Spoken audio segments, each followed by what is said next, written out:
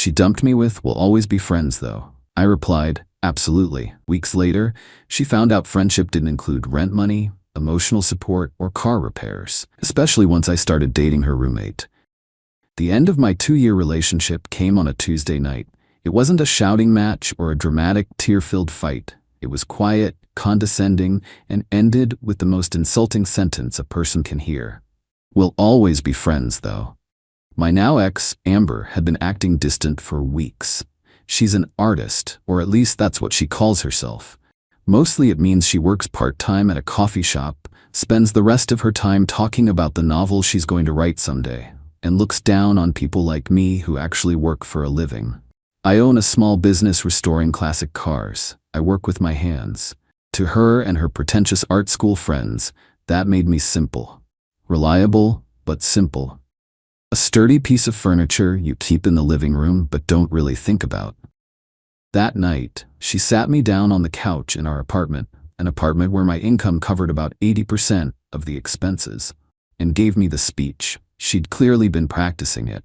It was full of vague nonsense about needing to nurture her creative soul and how she felt stifled by our relationship. The subtext was loud and clear. I, with my grease-stained hands and my practical, logical brain, was not exciting enough for her grand, artistic destiny. I didn't argue. I didn't try to change her mind. I'm a mechanic. When an engine is shot, you don't try to reason with it. You accept that it's broken and you either rebuild it or you scrap it. And this relationship was totaled. So I just sat there, listening, as she laid out the terms of her departure from my life. And then came the final, patronizing blow. She put her hand on my knee, her expression a perfect blend of pity and self-importance. "We'll always be friends though, right?" she said, as if she were bestowing a great honor upon me. She expected me to be grateful. She expected me to nod along, happy to be kept in her orbit as a platonic, reliable resource. The ever-dependable Jake, always there to fix her car or help with the bills, but now without any of the messy expectations of a real relationship. In that moment, a switch flipped in my head. The hurt and disappointment I might have felt were instantly replaced by a cold, hard clarity. She wasn't breaking up with a partner. She was reclassifying an asset. I looked at her perfectly composed, sincere-looking face, and I gave her a slow, even smile. "Absolutely," I said. The relief that washed over her was visible. She had done it. She had her freedom, but she had managed to keep her safety net. She had no idea that my definition of friendship was about to become a very harsh and very expensive lesson for her. "Oh, good," she said, her smile now genuine. "I'm so glad you're being so mature about this." "Of course," I said, standing up from the couch. "That's what friends are for. So, as your new friend, let me give you some friendly advice. You should start looking for a roommate to cover my portion of the rent, because I'll be moving out this weekend. My friendship is free, but my share of the bills is not." The smile on her face didn't just fade. It shattered. "What? You're moving out? But you can't. Where am I supposed to go?" "I'm not sure," I said, walking towards the bedroom to start packing. "But I'm sure a resourceful artist like you will figure it out. Friends believe in each other, right?" Update 1. The concept of me actually leaving was something Amber's brain simply could not compute. For the next hour, she followed me from room to room as I started gathering my things, her arguments escalating from confusion to panic to outright rage. "You can't just abandon me here," she said, as I started pulling my clothes out of the closet we shared. "The lease is in both our names. You're legally responsible." "You're right," I said, not breaking my rhythm. "We are both legally responsible, which is why I will continue to pay my half of the rent until the end of this month. That gives you about 3.5 weeks to find a new roommate to take over my spot. Or we can break the lease together, which comes with a $2,000 penalty that we would split. I'm comfortable with either option. The choice is yours." The mention of a $1,000 penalty, a sum she absolutely did not have, sent a fresh wave of panic across her face. Her part-time job was for what she called inspiration money, enough to cover her daily coffee and art supplies. I was the one who handled the actual cost of living. "I can't afford that. And I can't find a roommate in 3 weeks. You have to stay, Jake, at least until the lease is up in 6 months. It's the decent thing to do. We're friends, remember?" Friends don't force friends to live in an awkward, emotionally charged environment, I said, pausing to look at her. That would be unhealthy. As your friend, I'm giving you the space you need to find yourself.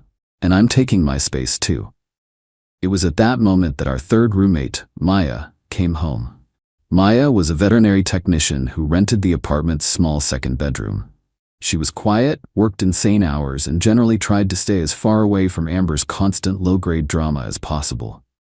She walked in, took one look at my open suitcase and Amber's tear-streaked, furious face, and just sighed. "Don't tell me," she said, her voice weary. "Her car broke down again?" "Worse," Amber wailed, turning to her for support. "He's leaving me. He's moving out." Maya's eyes met mine over Amber's head. I just gave a small, tired shrug. "We broke up," I explained. "I'm getting my things. I'm paid up through the end of the month. After that, you'll have a new roommate." Maya's expression was unreadable, but she gave a slow, deliberate nod. "Okay," she said. Then, without another word, she disappeared into her room and closed the door. She was a professional at non-engagement. Amber, deprived of an ally, spent the rest of the weekend trying every manipulation tactic in the book. She cried. She reminisced about our first date. She accused me of being a cold, heartless monster. I didn't take the bait. I just kept packing. My responses always filtered through the new, infuriatingly unhelpful lens of our friendship. "You're really just going to throw away 2 years of memories?" she'd cry. "As your friend, I think it's important to focus on the future, not the past," I'd reply, my voice full of a calm, serene detachment. The first real test of our new dynamic came the following week. I had moved my things into a small, temporary apartment and was in the process of setting up my new life. I got a call from her on a Tuesday night. "Jake, thank God you answered," she said, her voice a frantic whisper. "The power just went out, and the internet is down. You have to come over and fix it." "Did you check the breaker box?" I asked. "The what?" "I don't know anything about that. You always just handled it." "The breaker box is in the utility closet in the hallway," I explained patiently. "It's probably just a tripped switch. You just need to find the one that's out of line and flip it back." "I'm not doing that. It's dark and I'm scared. What if I get electrocuted?" "You need to come over, please, Jake, as my friend." There it was, the friendship card. I took a deep breath. "Amber, as your friend, I'm concerned for your safety. But I'm 2 towns away. It would take me an hour to get there. The fastest solution is for you to call the emergency maintenance number for the apartment building. That's what it's for. They have someone on call 24/7. Their number is on the fridge." There was a moment of stunned silence on the other end of the line. She was so used to me being her personal on-call handyman that the idea of using a normal, conventional solution had never even occurred to her. "But they'll charge for that, won't they?" she asked, her voice small. "They might," I said. "But as your friend, I think your safety and comfort are worth it, don't you? You got this. Let me know how it goes." I hung up before she could argue. The calls and texts continued, of course. A few days later, it was about her car making a weird noise. I advised her to take it to a reputable mechanic. When she complained about the cost, I, as a friend, advised her to start a savings account for car repairs. Each problem she encountered, a problem I would have once solved without a second thought, was now met with a wall of calm, friendly, and utterly useless advice. I was her friend. And friends, I was teaching her, don't solve your problems for you. They just pat you on the back and wish you luck. Update 2. The slow-motion implosion of Amber's life continued for the next month, and I had a front-row seat thanks to my new, unlikely friendship with Maya. After I moved out, Maya and I started texting. It began as a sort of battlefield intel exchange. She'd give me a heads up when Amber was having a particularly spectacular meltdown, and I'd offer my sympathies. I learned that Amber's search for a roommate was a complete disaster. She wasn't looking for someone to split the rent. She was looking for a replacement me. The ad she posted was a laundry list of demands. The new roommate had to be clean, quiet, financially stable, and willing to help out with household tasks. She was essentially trying to hire a new live-in boyfriend who would also pay her bills. Unsurprisingly, she had no takers. One evening, Maya texted me, sounding more stressed than usual. Her dog, a scruffy little terrier mix named Buster, was sick. He was lethargic and wouldn't eat, and she was starting to panic. The emergency vet clinic was on the other side of town, and she was afraid to take him on the bus. "Amber is out with some new guy she met at a poetry reading," she texted. "I don't know who else to call." I didn't even think about it. "I'm on my way," I replied. I drove her and Buster to the clinic. We spent the next 4 hours in the waiting room, talking about everything and nothing. She told me about the crushing pressure of law school, and I told her about the satisfaction of bringing a classic car back to life with my own hands. We learned that we had the same sarcastic sense of humor, the same no-nonsense approach to life. By the time the vet came out and told us Buster was going to be fine, he had just eaten a sock. Something had shifted between us. I started finding more excuses to see her. I offered to help her with her own car, a beat-up old sedan that was in even worse shape than Amber's. I spent a Saturday afternoon under her hood, changing her oil and replacing her spark plugs. I didn't ask for a dime. I did it because I wanted to. Because I liked her. We started dating, quietly at first. It was easy. It was fun. There was no drama, no manipulation, just two people who genuinely enjoyed each other's company. We kept it to ourselves. We knew that if Amber found out, it would trigger a Category 5 hurricane of drama. The inevitable confrontation came about 2 months after my breakup with Amber. She had finally, miraculously, found a new roommate. A young grad student who was clearly just desperate for a place to live. I had to go to the apartment to sign the papers to get my name off the lease. Maya had just finished her last final of the semester, so I told her I'd take her out to celebrate afterward. She decided to just come with me to the apartment so we could leave from there. The scene in the living room was tense. The building manager was there, along with the new roommate, who already looked like he was regretting his decision.